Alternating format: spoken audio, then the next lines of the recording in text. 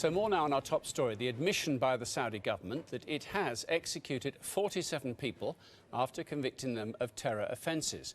The killings were carried out simultaneously in 12 locations across Saudi Arabia and have been defended by officials. Well, with me, the journalist and author of Prisoners of Geography, Tim Marshall, is with us at the Sky Centre studio this evening. Tim, Saudi Arabia believes in capital punishment. It uses it from time to time. 47 sounds like an awful lot. Why would they do that now? Well, it's the most they've killed in a single day since the mid-90s, and that was after the storming of the mosque in Mecca. They have got the rate going up. 157 people were killed last year. This is because King Salman, the new king, is really cracking down. But the best question, you ask is why? Why now? And why this particular Shia cleric? Because the Saudi authorities know their country. They know that 15% of the country is Shia Muslim. They know that in that eastern province, that's the poorest province that they have, that there is already unrest. And they know there's going to be unrest even to greater extent. It was a provocative act? Well, clearly a provocative act. I mean, they would say within the law it was justified. This Shia sheikh, Al-Nisir, had perhaps unwisely celebrated the death of the previous king and said, I hope the worms eat his body. He had called for the eastern province of Qatif, where the Shia mostly live, to be split off from Saudi Arabia and to join Bahrain, which is majority Shia. And that is fighting talk, and for that he's paid with his life. But more people are going to pay with their lives over the next few days, I suspect, because the 15% of Saudi Arabia that is Shia will not take this lying down. We've already seen very small demonstrations in the Qatif province. I think they will grow. There are unconfirmed reports that the Saudi army is moving a lot of APCs, armoured personnel carriers, and weaponry into Qatif province. That's on just the Saudi angle. You also have the Iraqis, who are Shia, mostly in the bottom half of the country. You have Iran, which is furious about this because they see themselves as guardians of the Shia throughout the world. They've said that the government could fall over this.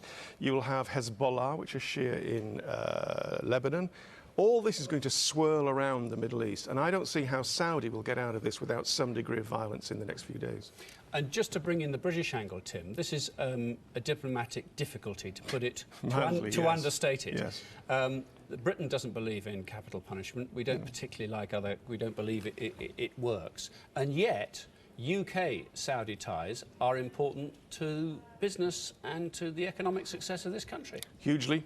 Massive multi-billion-pound projects, including mostly arms sales, the relationship with Saudi because of oil, the relationship because of stability.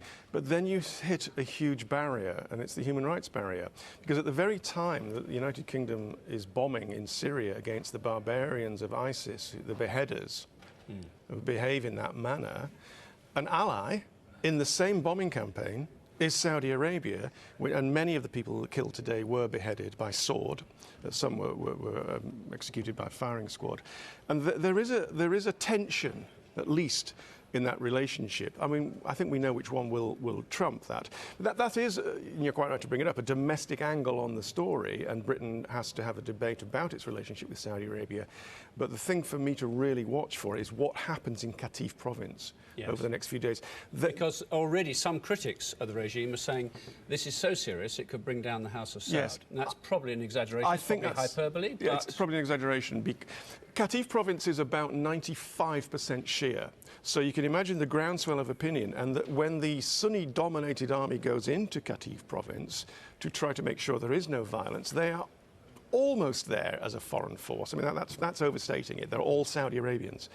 But you can see if you've got 95% Shia, and in comes the Saudi army, which is 95% Sunni, there's going to be some tensions there. They're furious about this guy being killed. He did not kill anybody. He did not have any acts of violence, but he still paid with his life. He was a terrorist, according to the Saudis. He was a terrorist for what he said, for calling for parts of Saudi Arabia to be broken off and to join in Bahrain. So on the geography, very briefly, of course, who tries to stir things up in Bahrain? because he's mostly Shia, Iran. So there's that bridge, there's that link between Saudi and Iran, which is Bahrain, and there's this Shia link, and that's where you're going to see the instability.